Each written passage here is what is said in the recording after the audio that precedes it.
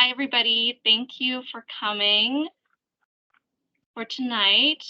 My name is Mia, and I'm the urban planner at the Federation, and I will be playing the MC for tonight's event. Thank you, everyone, for making time for this information session about rezoning for housing. Tonight, the Federation is continuing the work of our partnership with the City of Calgary to ensure CAs and their members have the information to navigate and participate in the planning process. Before I get started, I will begin with the land acknowledgement. Next slide, please. The traditional Territory 7, or the traditional Treaty 7 territory and the oral practices of the Blackfoot Confederacy, comprised of the Siksika, the Kainai, the Piikani First Nations, the Tsuut'ina First Nations, and the Stoney Nakoda, including the Chiniki, Bears Paw, and the Goodstoney First Nations. We acknowledge that this territory is home to the Métis Nations of Alberta District 5 and 6, with the historic Northwest Métis homeland. Along with myself from the Federation of the Calgary Communities, Leslie Evans, the Executive Director, has joined us. So introducing today our guests, we are joined by the City of Calgary. Arisha, Planner 1, will be presenting tonight. She's waving right now. As well, we're also joined with Joe, a city planning manager, who will be asking questions. Ali, who's also the communication strategist, who will facilitate some of the questions. And we also have 3 moderators who's also communication strategies as well as marketing advisors, which is Tracy, Laura, and Haley, and they'll be working in the background and within the chat and Q&A. So for logistical matters, tonight's session will be recorded and will be shared with attendees. The presentation is supposed to be 30 minutes long, followed by an hour of Q&A. After this information session, I will be sharing the presentation and the recording of the sessions to our registrants. So I think that will be it. Arisha, please take it away. Thank you. And sorry, I'll just pop in really quick for some moderation things. So thank you, Mia. Really quick, we ask that you pop your questions into our Q&A tool, which you'll see on the top bar of your browser. So you'll see folks behind the scenes providing links to information, theming questions, and just generally helping to produce the webinar. So big thanks to everyone on the back end for moderating. So feel free to pop your Q&As into that tool. We ask that you put your questions into the Q&A and keep chat for connection and conversation between attendees. The exception is going to be for mobile users. You won't be able to see that Q&A tool if you're on mobile, so feel free to put your questions in the chat if that's the case. We will be monitoring both. Feel free to ask questions as you think of them. We're going to organize them into themes to hopefully capture everyone's questions, but we'll add anything that we notice is missing to our frequently asked questions on our website if it's not already reflected. And just as always, please respect the diverse views of all of our attendees and keep the conversation respectful and kind. Thank you. Thanks for letting me pop in. Thanks, Ali. Okay, so we'll get to the presentation. So tonight we'll go over why now. So why is the housing strategy and the rezoning for housing kind of being proposed now? What is rezoning? How does rezoning help with the housing affordability? We'll look at what each of the new districts are going to be in some examples. And then we'll look at the timeline for the project, and then any time left over will be for the Q&A. Next slide. So, sorry, I'm just getting over kind of a cold. So why now? So why is the citywide rezoning kind of being proposed right at this time? Next slide. And that's because Calgary is experiencing a housing crisis. So the city's housing survey found that about 84,000 households couldn't afford where they currently lived. And so that's about 1 in 5 households are paying more than 30% of their income towards housing. So Calgary We've been growing at record rates. People are attracted by the economic opportunities and the high quality of life that we provide here in the city. And so we need to provide housing for all these people that want to call Calgary home. And so a housing task force was created to put together a housing strategy.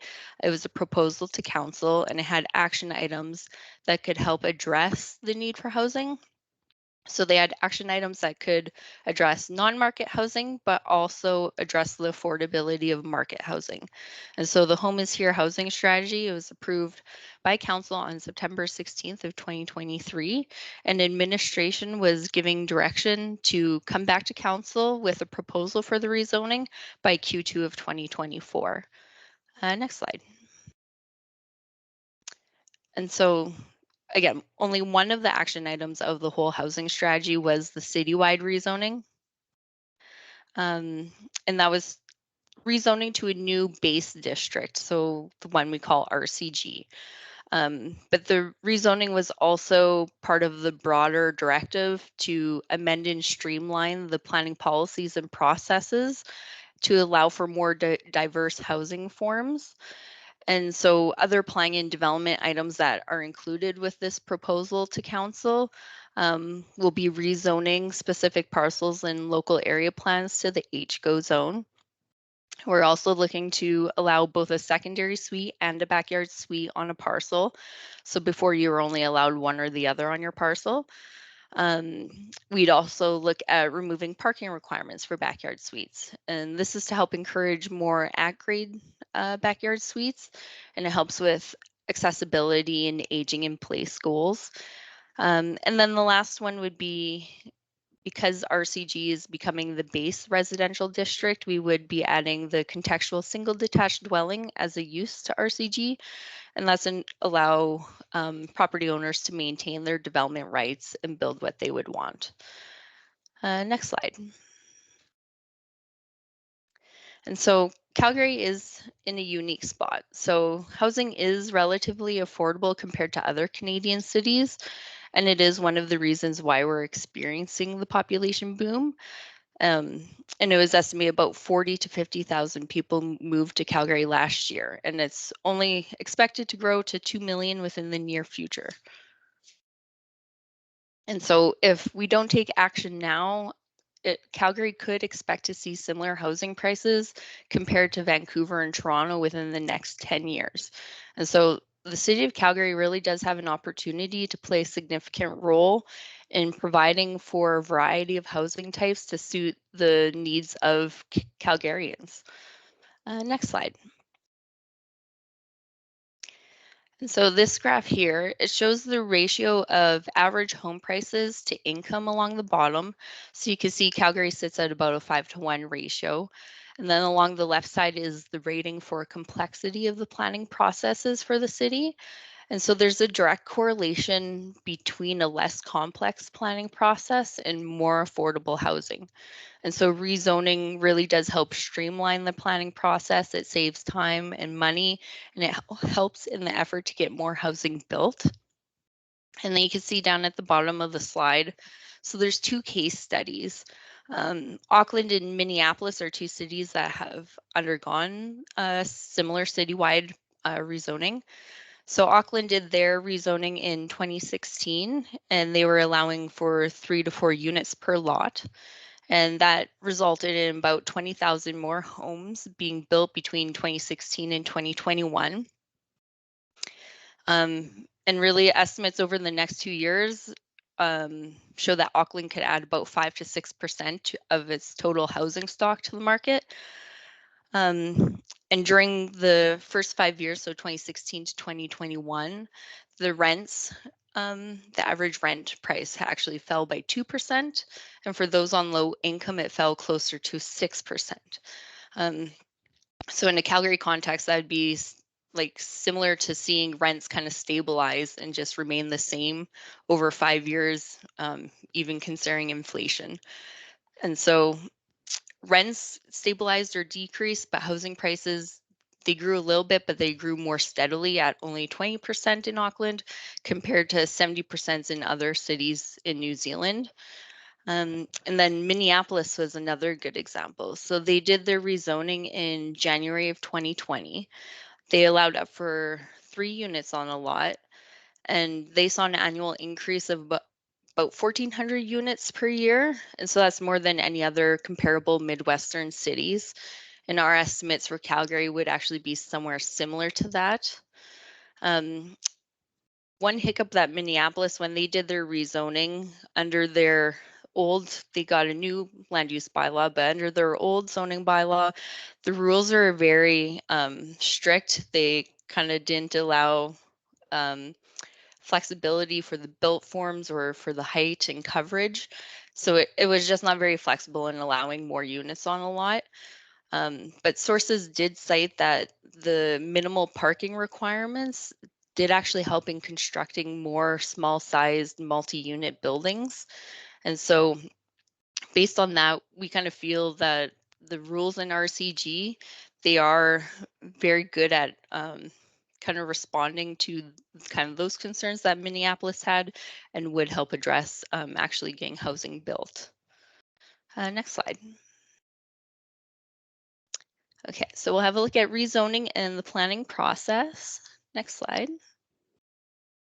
And so whether it's a residential, commercial, or mixed use lot, every property has a zoning attached to it, and that dictates what kind of development can take place on that lot. And so rezoning is required when the property owner wants to build something that isn't allowed under the current zoning. So we typically see that now as a row house wanting to be built, so they go through the rezoning process for that. But there's also the example of rezoning an RC1 lot to allow for subdivision and 2 new single families to be built. So rezoning applications, they are approved by council at public hearings. And so right now, the city-wide rezoning is just that. It's a proposal. Nothing has been decided by council yet. And so the public still has the opportunity to give feedback and input to the councilors and speak at the public hearing in April if they wanted to. And then with rezoning, we would still have the development permit and the building permit processes. They would still be required. Nothing would be changing regarding those permits. Next slide. And so here you could kind of see the timeline. So right at the beginning, like around 8 months on average to do the rezoning application. So we really are streamlining that process and saving time right up front by doing the city initiated citywide rezoning. And so rezoning applications, they are very conceptual and they don't have detailed plans. It's the reviews based on the allowable uses in the proposed zone. And so it's at the development permit stage where we would end up getting the detailed plan. So if the rezoning was approved by council, the development permit is where we see all of the details about height, lot coverage, setbacks. And so the goal of the development permit would be to make sure that the proposed development actually meets those rules. And then the building permit is to ensure that construction meets the building code and it's safe. And so again, those processes aren't changing. The flood fringe or the airport vicinity protection area, all of those planning regulations will also stay in place and be reviewed during the development permit. And again, the development permit would be the stage where the public would be able to give comments on the specific project that's proposed. So getting rid of that 8 months up front, it does help save a lot of time and money and helps getting more houses built quicker. Next slide. So how does rezoning help with housing affordability? Next slide. And so it helps with housing affordability in 3 main ways. First, just having more housing supply, it reduces competition between households looking to buy a home. Second, if there's a variety of housing types, it gives people the choice to pay for what they want, and they're not necessarily forced into a type of house that's maybe larger, like a single family home that they may not need. And then the third would be it just reduces land costs per housing unit. So the example of the row house, it offers a housing type that's in high demand in Calgary. It's at a reasonable price point when you compare it to single detached or semi-detached homes that are being built in the same communities. And so if we allow row houses in all communities, it does improve affordability compared to if they weren't widely allowed. And so again, it gives people the choice of lifestyle, and it improves affordability in that way. Next slide. And so here you can see this graph. It shows the average prices for the different types of new builds. So we found these numbers based on sale prices and assessment data. And so this is for new builds, because as a neighborhood ages, redevelopment takes place, and it ends up being the new builds that are mostly what end up being on the market for people to buy. And so in comparison, row houses are a lot more affordable compared to a single detached and semi-detached home in those communities. And so again, if we rezone to allow for more row houses, it gives people the option of what community they would want to live in, and a house that suits their lifestyle. Next slide. And so we're planning and building our city now to ensure that we remain a place where home is sustainable, diverse, accessible, equitable, and livable for everyone. That's ultimately the goal with the rezoning. We want to be able to provide housing for everyone. Next slide. So we'll look at what the new districts will be and what properties are being proposed to be rezoned to. Next slide. And so here, so the base residential district, it'd be RCG. Um, so RCG stands for Residential Grade Oriented Infill District. And so it allows for singles, semis, row houses, and townhouses with the ability for secondary suites and backyard suites. So you'd usually see this again as a row house, but it does give the option still for single families, for semi-detached buildings as well. And the C in the RCG, it stands for contextual. So the rules were for the zone were actually created. So when they're applied to the established communities, the rules respond to the surrounding buildings and the street context. And so it still provides great flexibility in what the homeowner can actually build on their lot.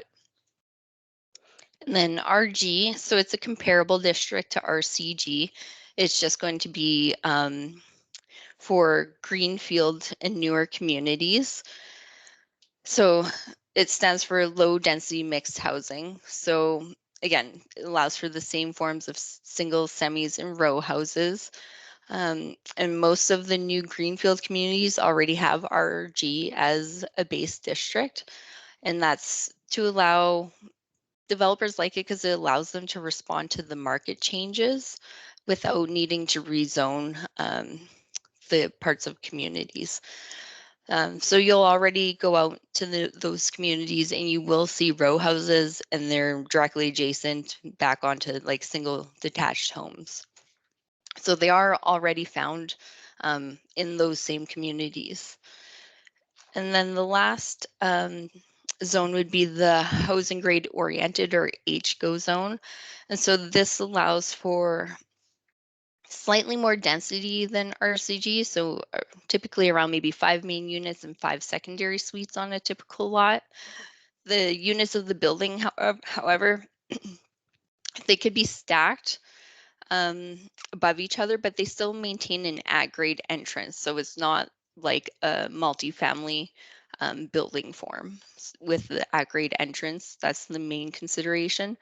And so allowing the units to be stacked, it allows for perhaps a unit to be totally at grade, which helps again with kind of the accessibility or maybe aging in place. So it allows for more building and unit forms. Next slide.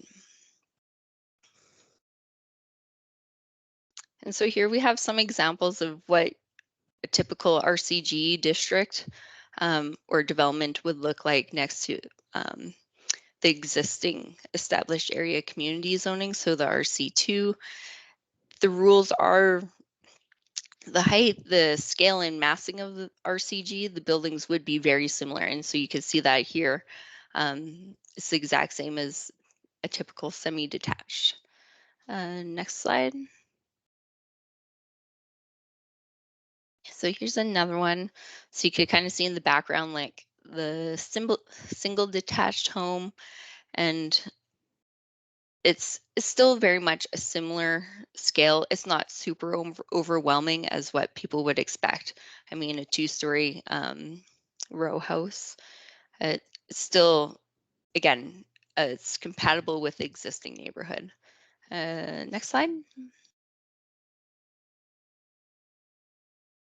And then, so similar thing with RG, very comparable between all of those building forms from single, semi to row house. Next slide. And then HGO, so you can see it allows for, again, a little more density, but the building's heights, they are very similar into a scale similar to RCG. They are typically found on the busier streets, and so that's where they're kind of more appropriate too. Next slide. And so here you can see all the residential districts that are existing and what zone they'll be going to. So the developed communities are going to RCG, and the developing or greenfield communities are going to RG.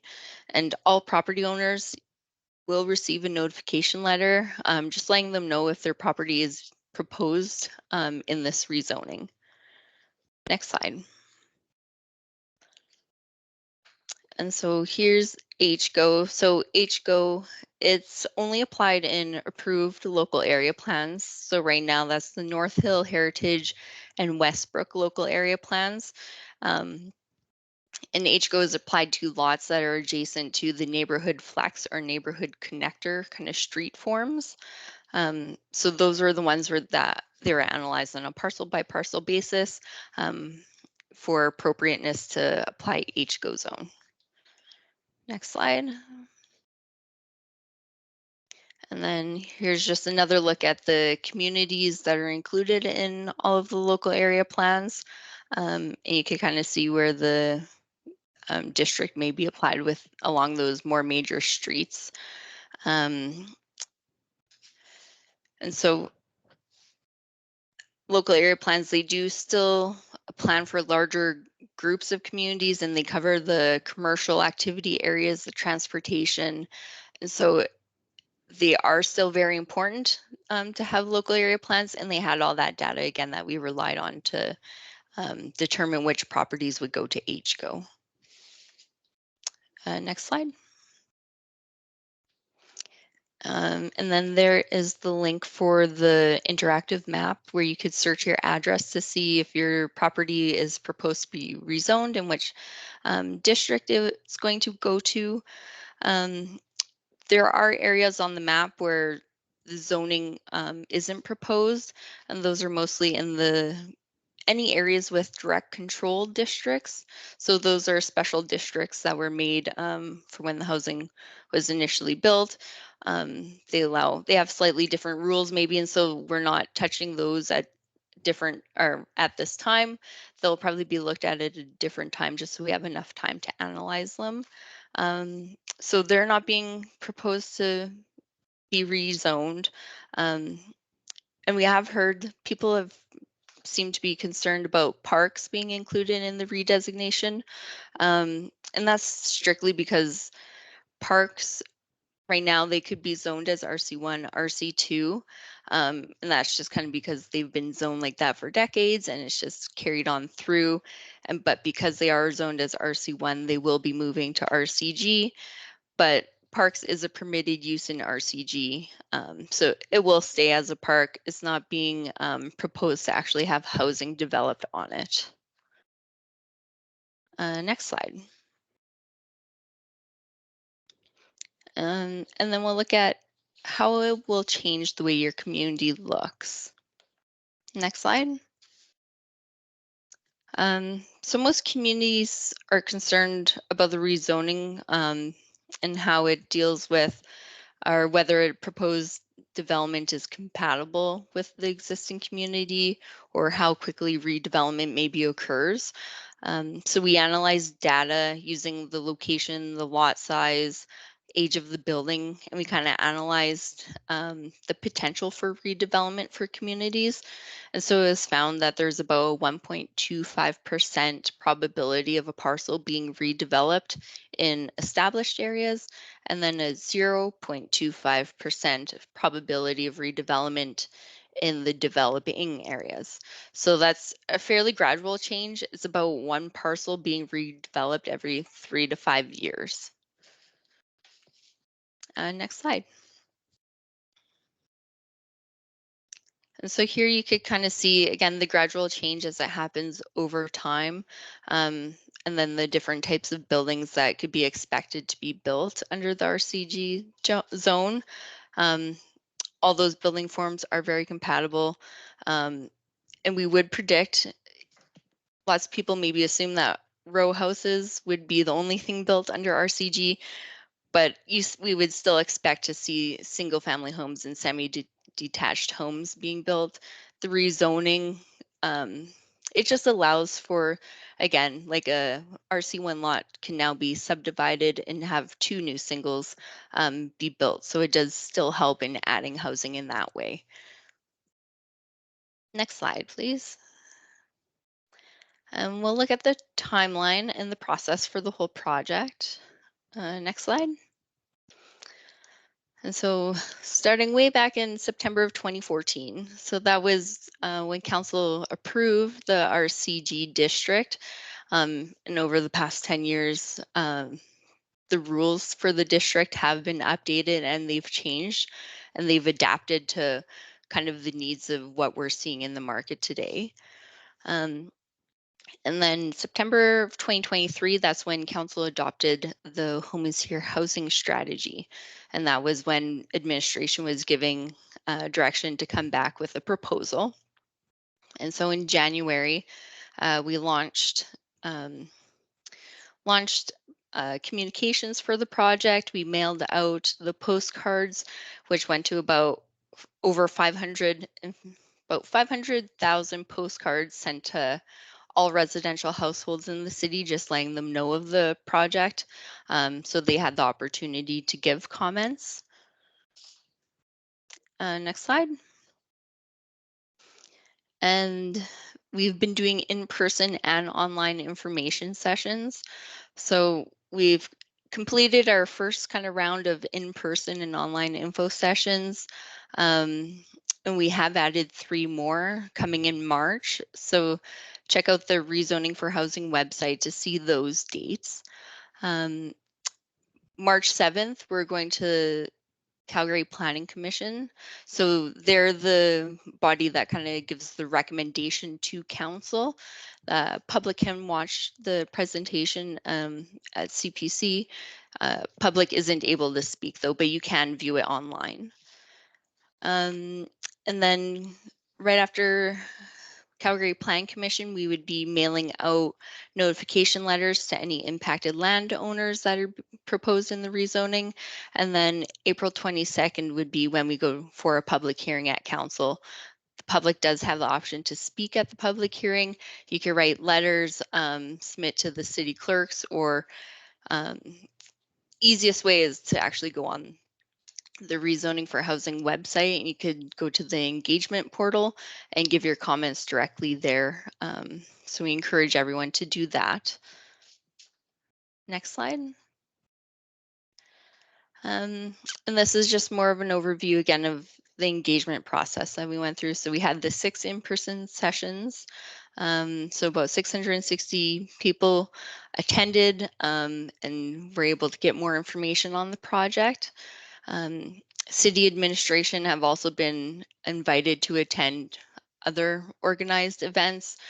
Councilors have held their own in-person open houses. So city staff have attended those. Again, kind of like the presentation tonight held by the Federation. So we're trying to give as much opportunity for people to learn about the project as possible. And we want to encourage, again, the Engage portal, best way to give your feedback and comments on the project. Next slide. Okay, and then we could go to the Q&A. Thank you so much, Arisha. Mhm. Great. So thank you everyone for putting your questions in. We're still just organizing on the back end, but I will get started here. So how can community associations advocate for their neighborhood's character and quality of life in the face of a potential sharp increase in density due to rezoning? So their quality and character, like there will be obviously, yeah, increase in density, but again, it will be gradual. It will take place over time. There wouldn't be an immediate change to neighborhoods. Like we wouldn't expect it to happen at that rate. And the rules, again, they are kind of made to respond to the street and the context of the buildings that are already there. And the development permit is that application where the public can give their feedback to the file manager working or the planner working on that development permit. So give feedback to the project that way as well.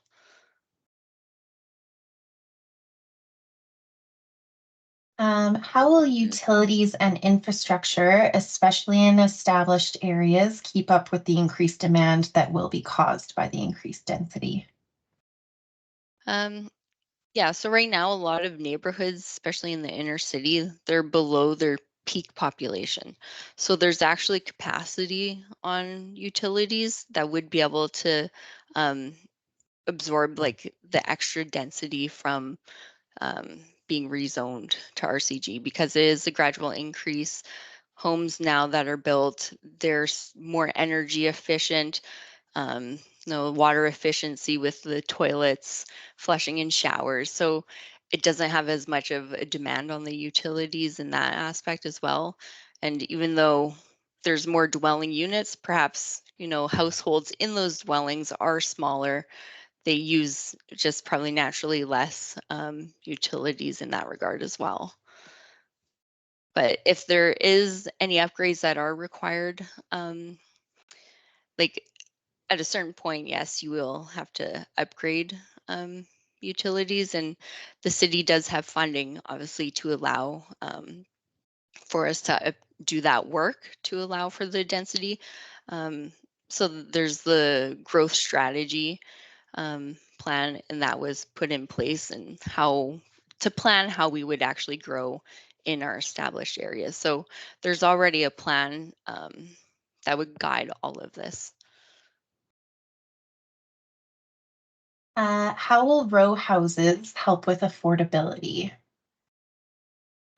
So again, it's kind of back to the three points. So it just allows more variety of housing. So people have the option to choose something in between like a single family or a condo because it has that missing middle kind of house form.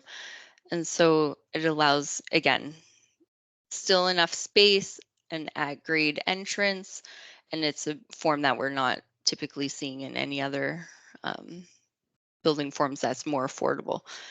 The price of land is then spread over more of the units. When you build more units on a piece of land, you could spread that over the 4 units that are being sold.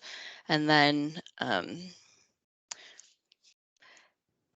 you're just adding, I guess, when you rebuild and develop that lot, instead of adding only 1 or 2 new units, like you are adding 4. So just adding more to the housing stock in general lowers the competition of households competing for a house on the market.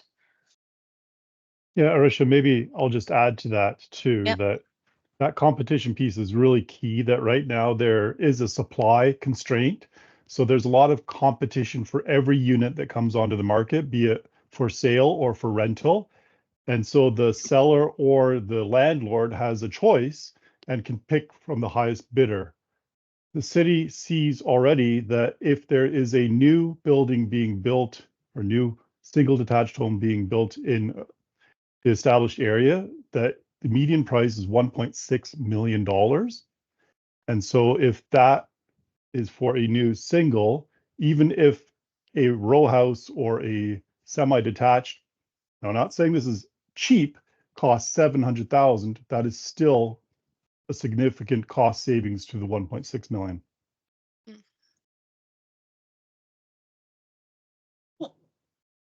Show. Yeah, thanks, Joe.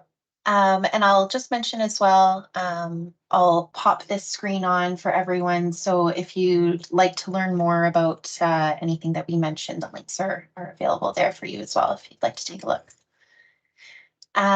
So another question, this one around what's happening in other cities.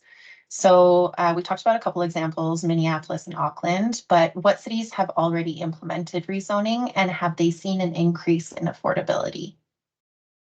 So yeah, like Auckland and Minneapolis, they're the best examples because they have done it like years ago, whereas Canadian cities, they're just starting to do it now. Like BC and Ontario both have provincial legislation requiring 3 to 4 units per lot. So the cities are starting to undertake and update their zoning bylaws to like reflect that legislation. But like the Auckland example, they added 20,000 housing units in the first 5 years. So like that's major compared to what would have 4,000 that wouldn't have been built otherwise under the old zoning rules. So, and they say every 1% of housing stock that's added, it decreases the housing price by 1%.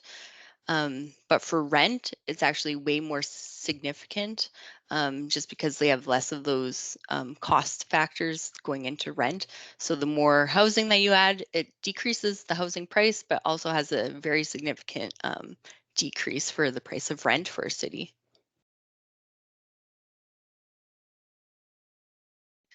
Right, so this one's around affordability as well. And how is the rezoning related to the Housing and Affordability Task Force recommendations? Yeah, So maybe oh, yeah, go sorry. ahead, Joe. I was going to say maybe I could answer that one. The recommendation to apply a base residential district that allows for a wider choice of housing was one of the recommendations from the Housing Affordability Task Force.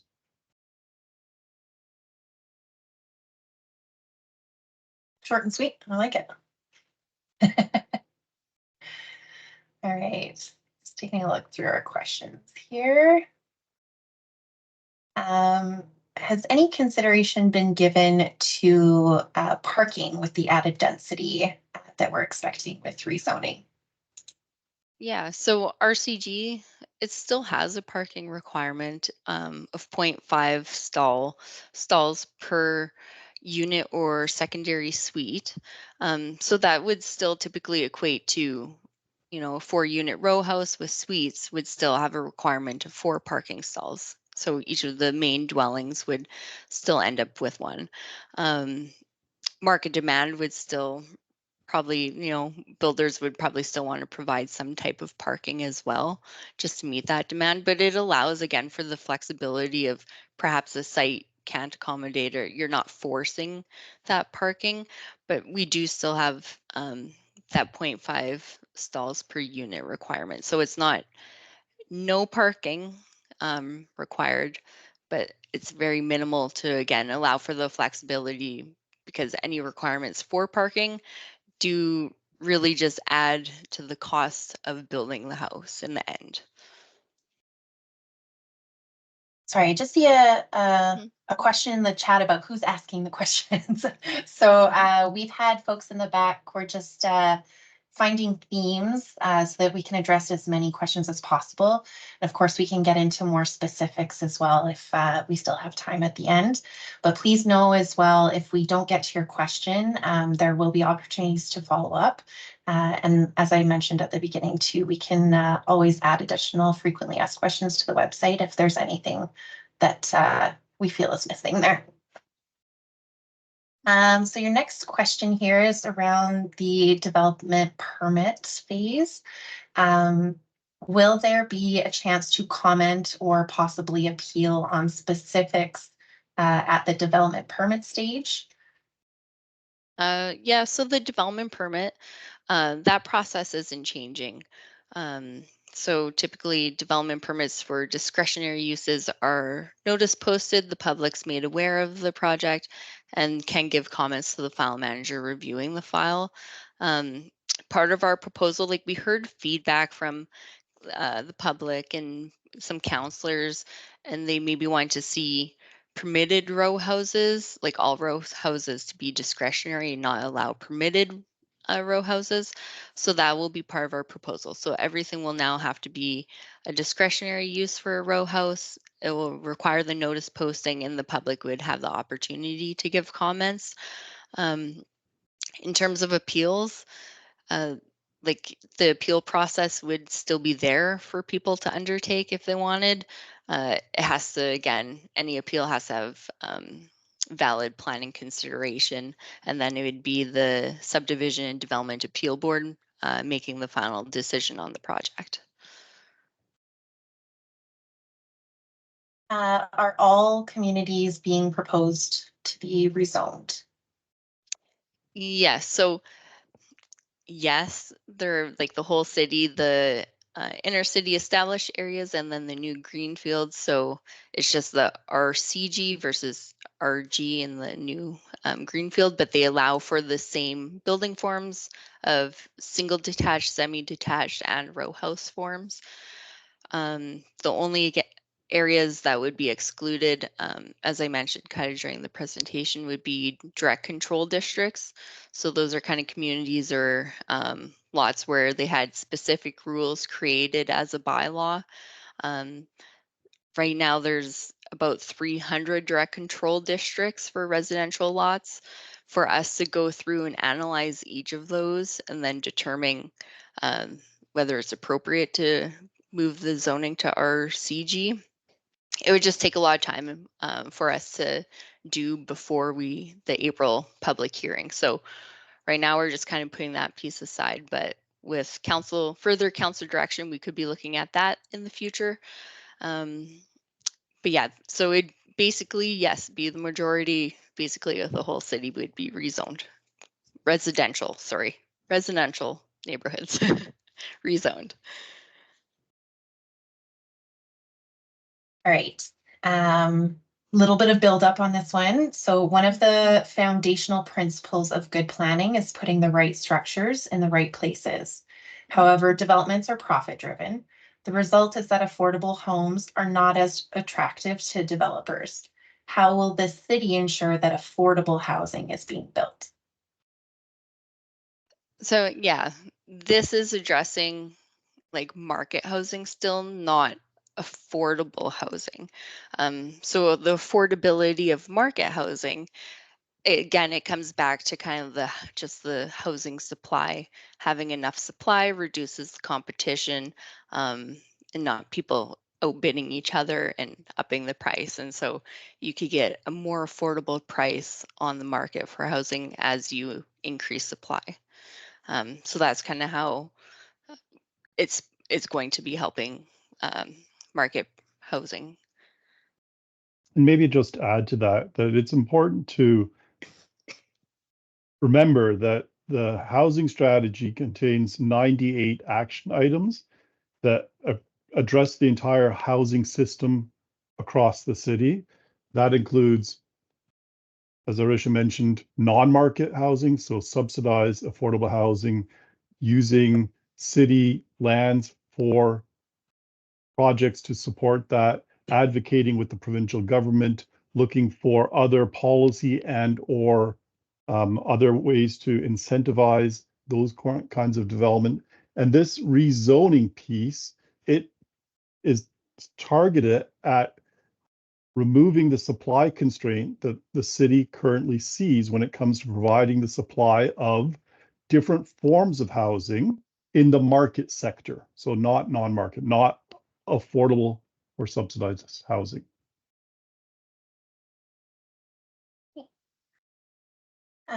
With the new rezoning to RCG, is the assumption that HGO will automatically be permitted throughout the inner city and city center? So RCG and HGO, they're the two different zones. RCG is the one applied typically to the RC1, RC2 parcels. HGO is applied to the areas along the neighborhood flex and the neighborhood connector streets found in local area plans. So HGO will only be redesignated in those three local area plans, the Westbrook, North Hill, and Heritage local area plans. So it's the specific lots that were determined using kind of the rules that are found in those local area plans. So it wouldn't be applied again citywide, just in those specific areas. And then for areas on the map that are not colored for RCG or HGO, how do we ensure that those areas are part of the rezoning? So if they're not shaded on the map, right now they're not included in the proposal. So it could be the direct control districts. They're zoned as a direct control district. A lot of direct controls are for childcare facilities in like a single family or a neighborhood lot. So those we wouldn't want to take away that childcare facility use by rezoning to RCG. That's another reason why we're leaving the direct control districts. Other lots, they may already be rezoned for multi-residential development, so something that's already higher density or mixed use or commercial. So it could just have another district already that the RCG wouldn't apply to.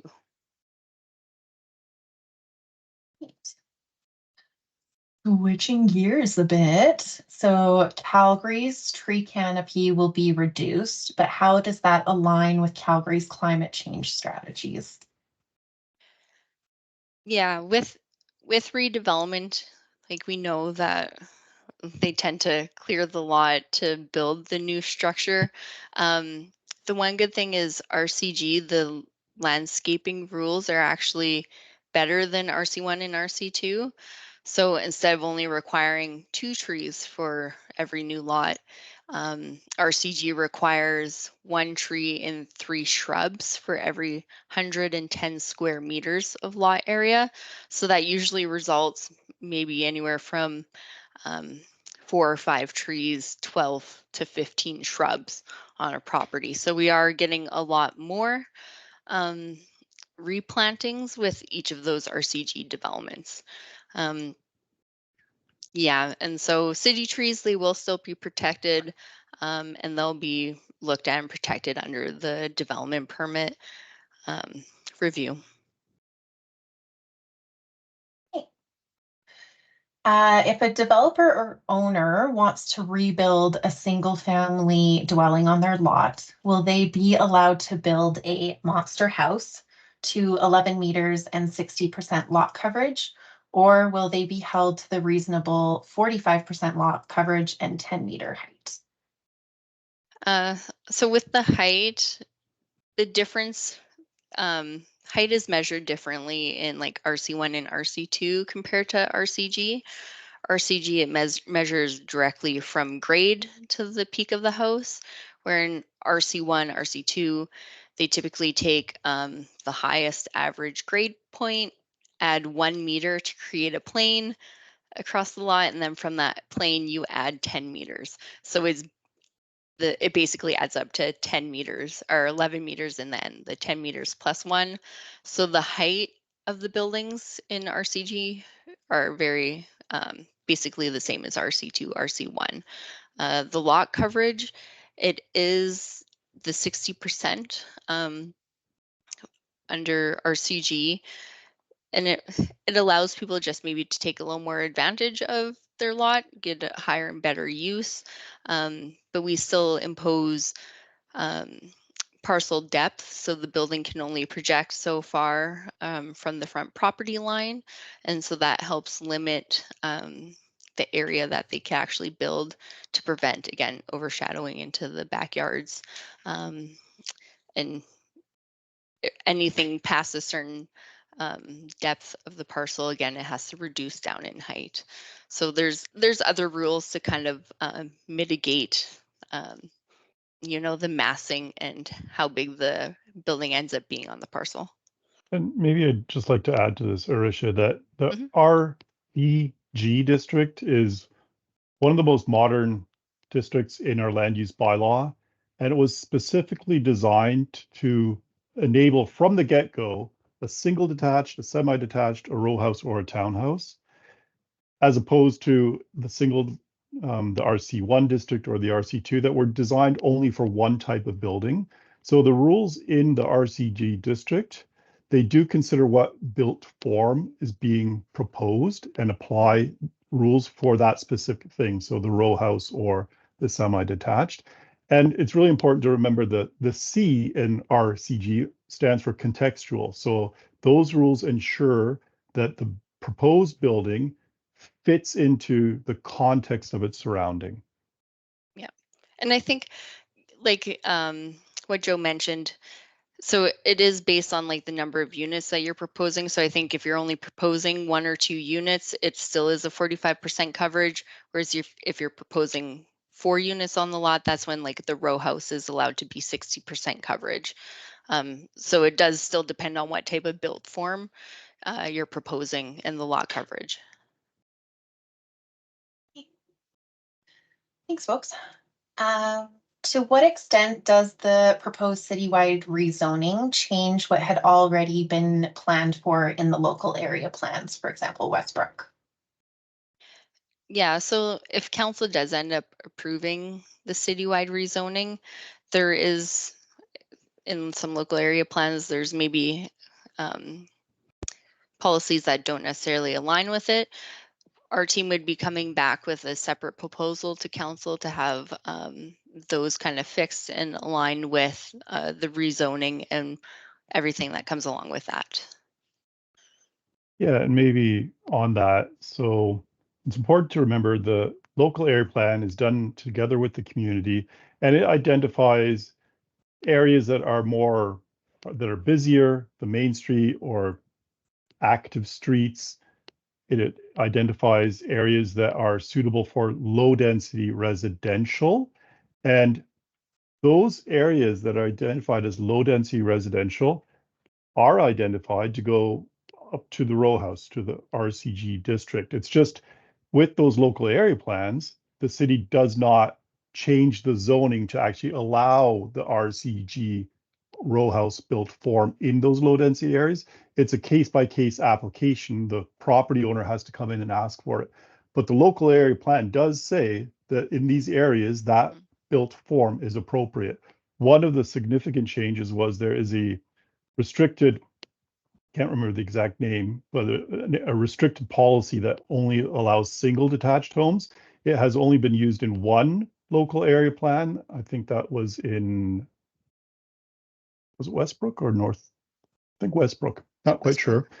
And council, with the approval of Home is Here, directed that restricted policy area to be removed so that, again, this base residential district can apply.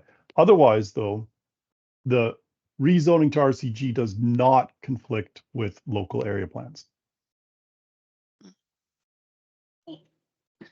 How do restrictive covenants come into this work? Should So I take a stab at that? If you want, Joe, yeah. Give you a break so you can catch your breath. So restricted covenants are agreements between private property owners that are registered on the title of the property. So if a group of 10 property owners in a block agree that you can only have a purple roof, and they put that on their title, that's an agreement between them. Or if the agreement is, or the contract is that they can only build single detached buildings on those parcels, it is a private agreement between those property owners, and it is on the title. The city is not subject to that agreement unless it's one of the parties, which it usually isn't.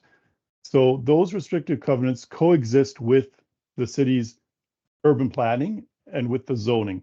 The city can change the zoning on parcels with restrictive covenants to meet its city goals and vision. If one of the parties of that restrictive covenant decides, okay, well, my covenant says I can only build a single detached house, but I would now like to build a row house and applies for that, the city would not be compelled to check whether or not it is in adherence with a restricted covenant. That's not what the city does. And then it would require the other parties of that restricted covenant to actually take that one person to court. And it's a civil matter between private parties. The city is not involved.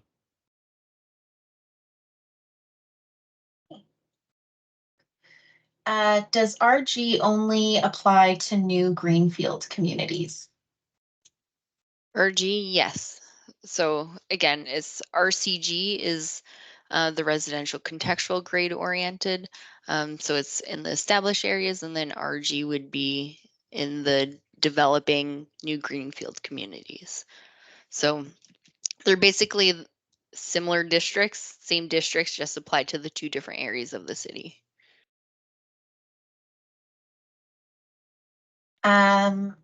So we provided examples in Auckland and Minneapolis. Do we have any Canadian cities where we can compare this rezoning data? Yeah. So again, like BC and Ontario, they have provincial legislation. So all the cities in those provinces have to eventually update their zoning bylaw to allow for 3 or 4 units per house, depending. Some really good ones would be like Kelowna, Victoria, and Vancouver in BC. They've kind of updated their zoning bylaws to reflect that.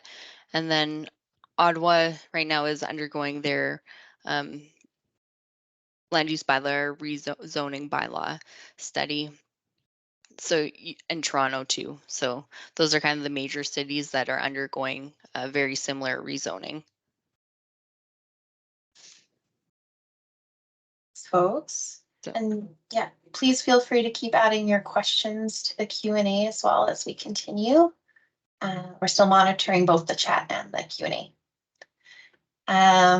So why are parks being rezoned? Are we losing park space? So I kind of mentioned that in the presentation too. Parks from decades ago, they were initially zoned as RC1, RC2, because those districts did have parks as a permitted use. So now that all RC1 parcels are moving to RCG, they will be rezoned to RCG as well. But parks is still a use in RCG. Those parks aren't proposed to be developed into housing. They'll stay as parks. So you don't need to worry. It's just basically changing the label from RC1 to RCG now.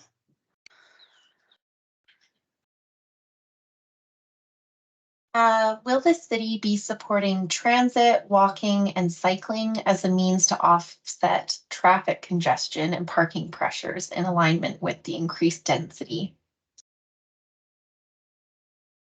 Yeah, so I mean, as density in communities increase, I mean, that gives more support to allow for, better transit service, more areas then to support cycling lanes.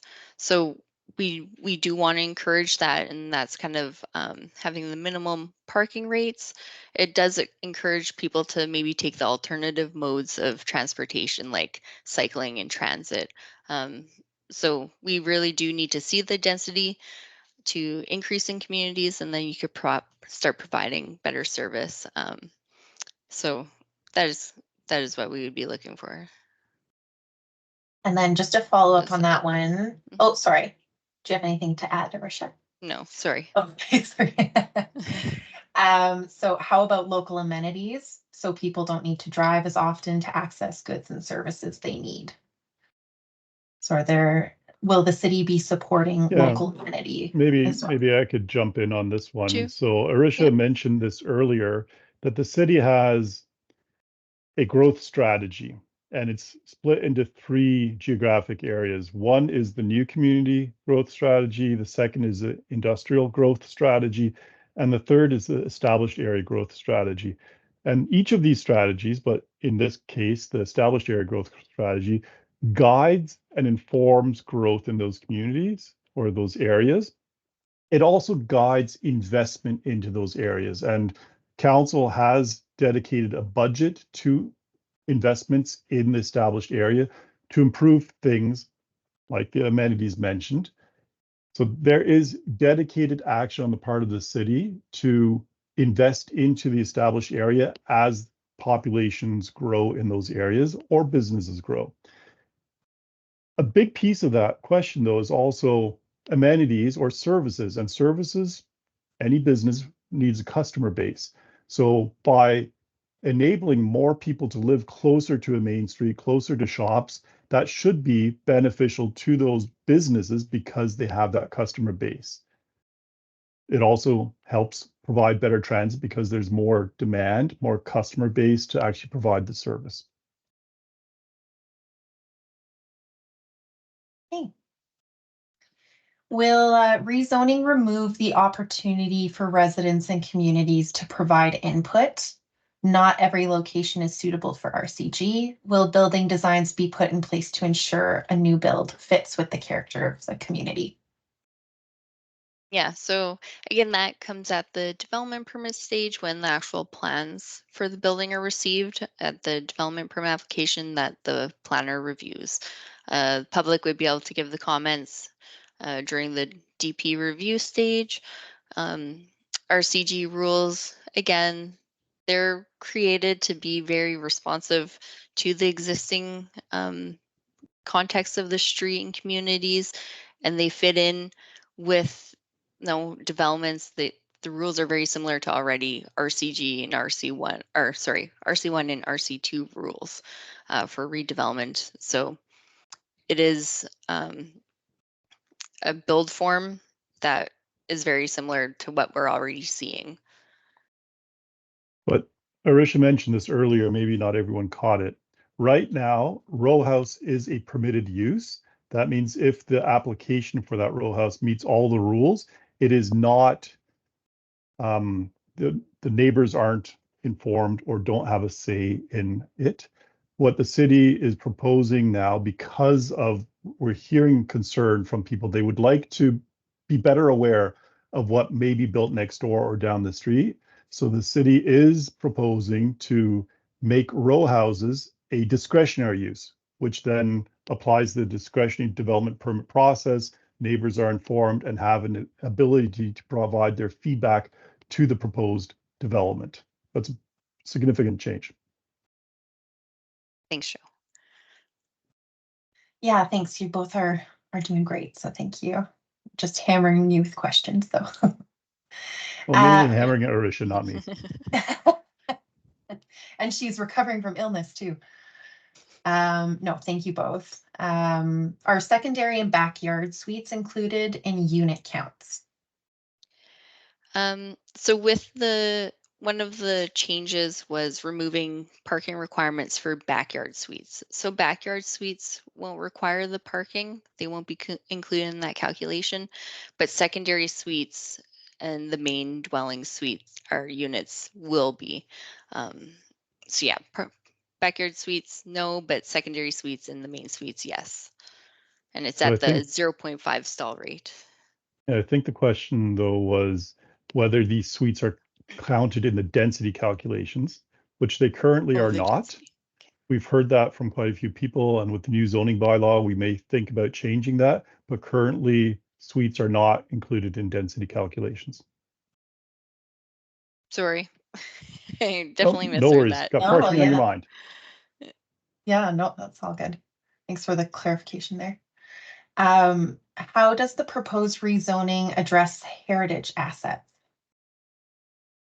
So heritage, it is basically up to the property owner to go through the process of being designated like a heritage site. So the city can't necessarily force the property owner to go through that. But I guess one of the benefits with RCG is it allows for the different build forms. So someone who maybe has a heritage building that they want to protect, they can still benefit from redevelopment by perhaps adding, another building at the rear of the property without ever having to touch the heritage building. So it allows for, again, different forms, build forms, and ways to develop that property.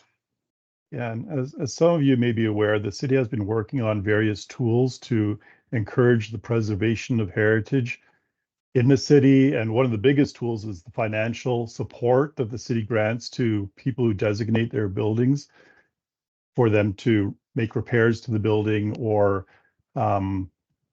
ensure that the building can be maintained. And that's been a huge, huge encouragement for people to designate and legally protect those buildings. The other tools, though, that we've been working on and have already implemented, we are looking at those because as this RCG district, if it is approved by council, then we would have to look at ensuring that the incentives we are providing in terms of development that may then be lost because RCG is giving the same development opportunity, that we would find other means of still encouraging people to maintain those heritage properties if they're not legally designated. If they're legally designated, then they cannot be demolished or altered without consent. So, very appropriate question for our community association audience tonight. What do you see the role of community associations in this process? So in the whole proposal to council for the rezoning, community associations can play a big role in, communicating to the residents in their communities what the rezoning is, what the rules maybe mean, what they can expect, giving them the website to give their comments so people could give comments to council before the public hearing. The engagement portal to give comments back is open until March 17th. So we do push for people to give comments before that deadline. If you can't, then you can always submit directly to city clerks right before the public hearing date. Oh, I was about to put that link in the chat and then I realized I'm on the link slide right now. So that's our last one there. If you missed that March 17th deadline. So the increased density will add to our tax base. What is the plan for additional amenities to accommodate the new residents, like schools, hospitals, sports facilities, transit? I know you addressed some of that, but maybe we can speak to that. Maybe I'll start, and Arisha, you jump in if I miss anything. So schools, the city does not plan schools. The city, when it designs a community together with the landowner, provides space for the school. It's usually a parcel of land under municipal reserve that is then made available to the school board. When the school is built is solely the mandate of the school boards. So the city, unfortunately, does not do that itself. And what we've actually been seeing over the years is in areas where the populations have declined, schools are being closed and the city is notified of the planned closure. So by adding the ability for more families to live in those established communities, hopefully the student population it'll be easier to maintain that student population for the schools. I mentioned the growth strategies that guide and direct investment into the established area to potentially upgrade a park or fix sidewalks, that sort of thing. And Hospitals were also mentioned. Hospitals, of course, are a provincial responsibility. So that would be something that the city would work together with the province on, but it is a provincial responsibility. I may be noticing an opportunity as well to clarify. Many of the questions coming in are talking about a new process. Maybe, Arisha, can you go over what the proposed rezoning actually entails versus what won't change with the development permit process? Yeah. So usually the planning process, it maybe starts with the rezoning application. And then if that's approved by council, it goes to the development permit with the plans review and then the building permit for construction. So really the rezoning gets rid of just that first rezoning application to council, which takes a lot of time. Setting up the public hearing and getting to council, it's a lot of time and money carrying costs for the builders waiting for that.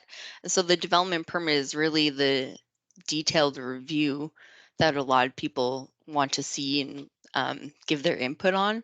So you're kind of getting rid of the more conceptual rezoning application and you're more focusing on just the development permit, making sure the development actually fits the rules of RCG, that fits with the community. So the development permit process isn't changing at all. In fact, the one change would be all row houses are now a discretionary use. Right now there is permitted row house rules. So we're proposing to remove that. So then communities and neighbors will always have the opportunity to give comments on development. So yeah, there really isn't any change except for the change to allow the public to give the comments on all row house developments. Yeah. Thank you. What happens if the proposed rezoning is not approved by council? Do you anticipate amendments to the proposal, or are they still up for a vote? I'll take that one. So whether or not this is approved is purely council's prerogative. And we won't know until April 22nd too. Council can always make amendments on the floor of council. They can defer a decision and send administration back. So it's unknown, but all of that is council's role on April 22nd.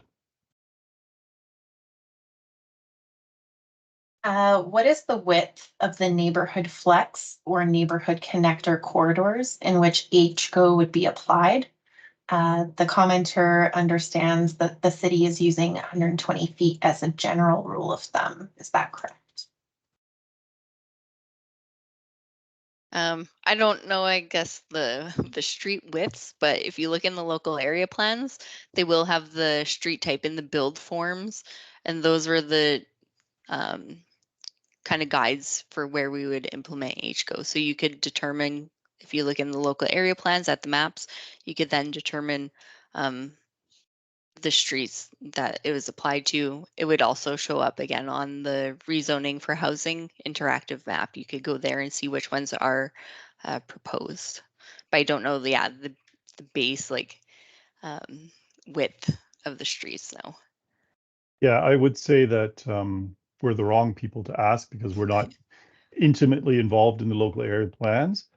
But I would not think that it's based on a predetermined width of 120 feet. It's looking at the individual situation and the parcels adjoining that busier street. And it would depend on the width of those parcels or those blocks. I would say, don't quote me on that because we are, again, not the local area planning team.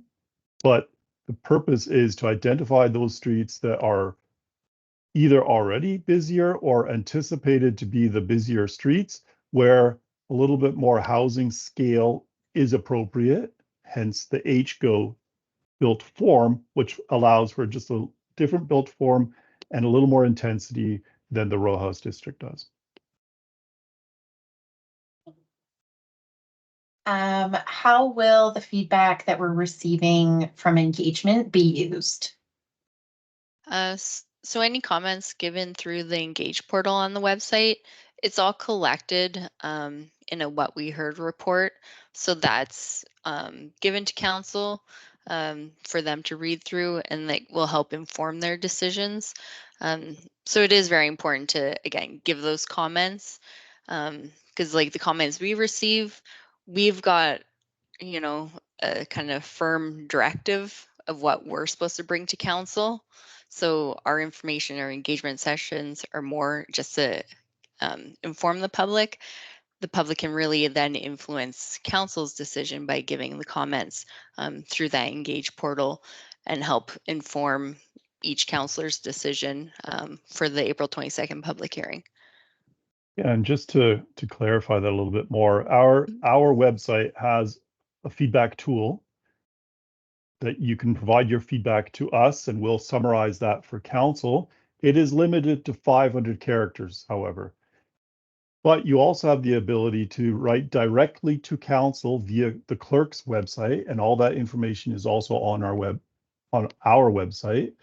And that does not limit the number of characters, and what you write to council is verbatim. It's delivered as you write it. It's part of the council's package.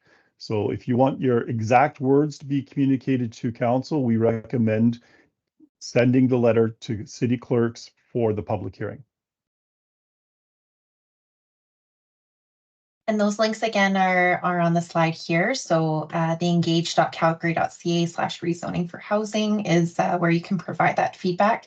There is also a question form box. If you feel that there's a question that should be reflected in the frequently asked questions, you're welcome to submit the thought there. And we review those on a regular basis. How will rezoning impact property assessments and property values?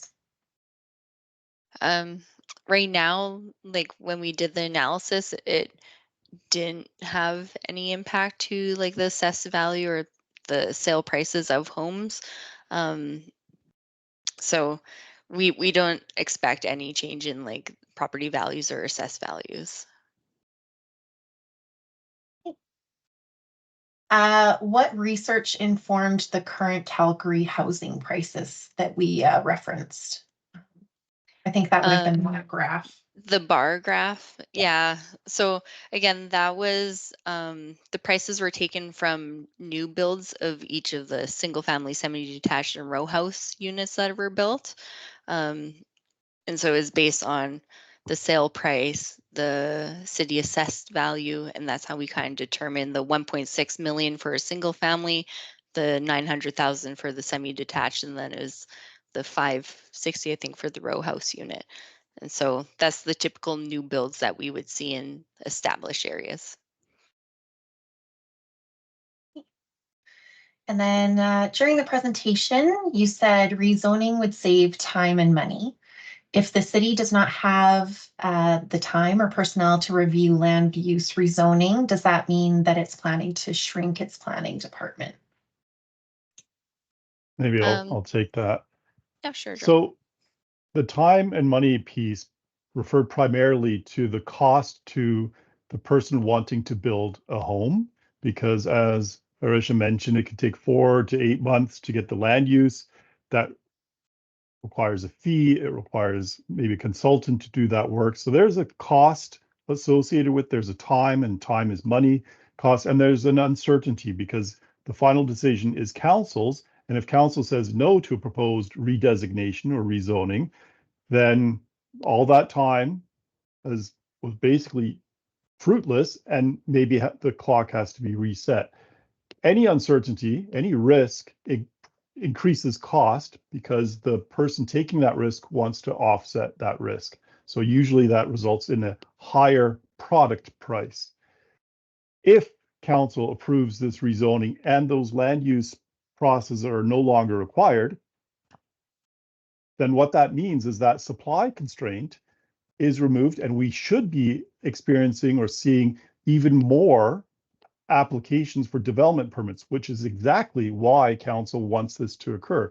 And so current staff that may be employed looking at the land use redesignations, those rezonings, they would shift their attention to making sure that the applications move forward smoothly.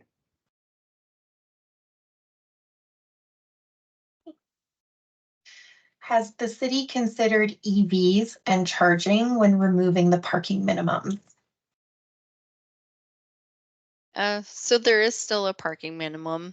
It's just lower, but it's still what we see is it still requires one unit or one parking stall per unit. And then EVs, it would be up to the property owners um, to usually install that. We try to through the development permit try and encourage builders to start preparing for EV chargers. Um, so like there usually is still parking required and the property owner would have the opportunity to then install an EV charger in the garage or the parking stall that's provided. With higher density, where will we store all the additional garbage, recycling, compost? Will there still be 3 bins for each unit? So the rules of RCG, so they were updated recently. So to address like the waste and recycling, and having all of those bins, we now allow for bin sharing. So you wouldn't require as many bins for all of those units.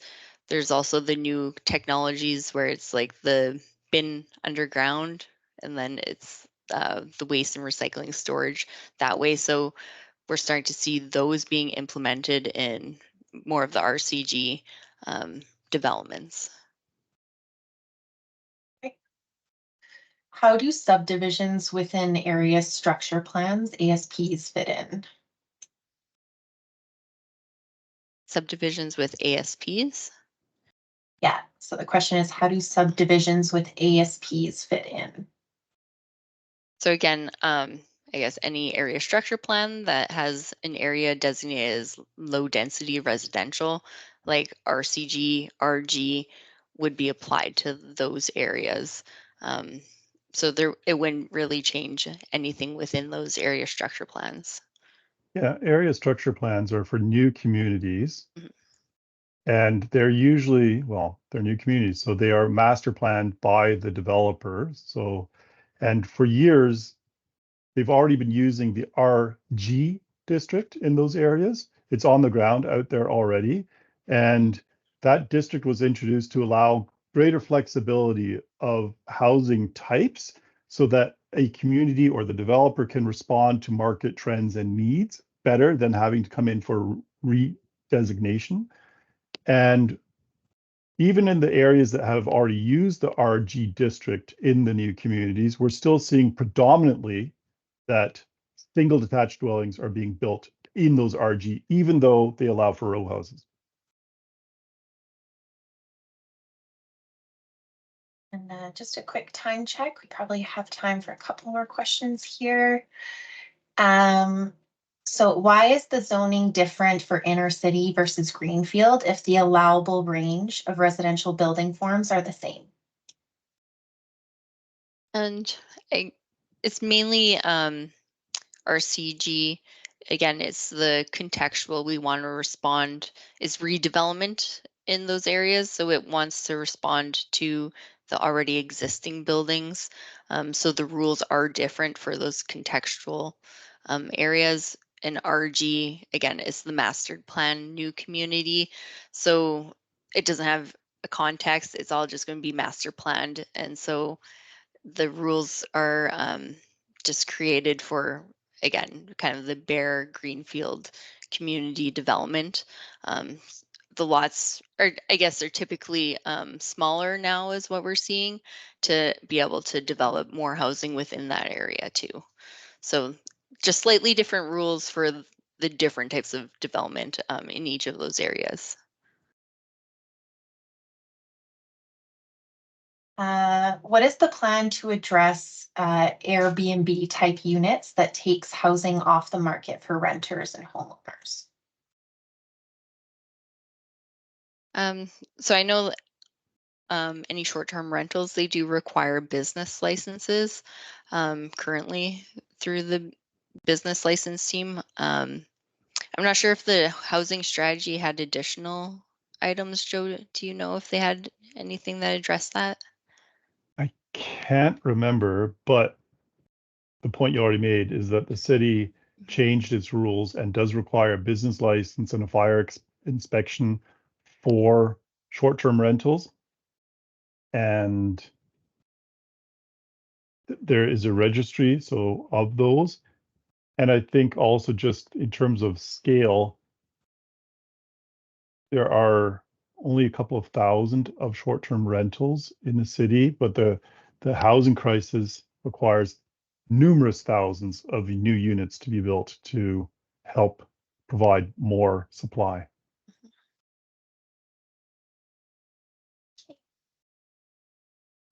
Technical one for you guys.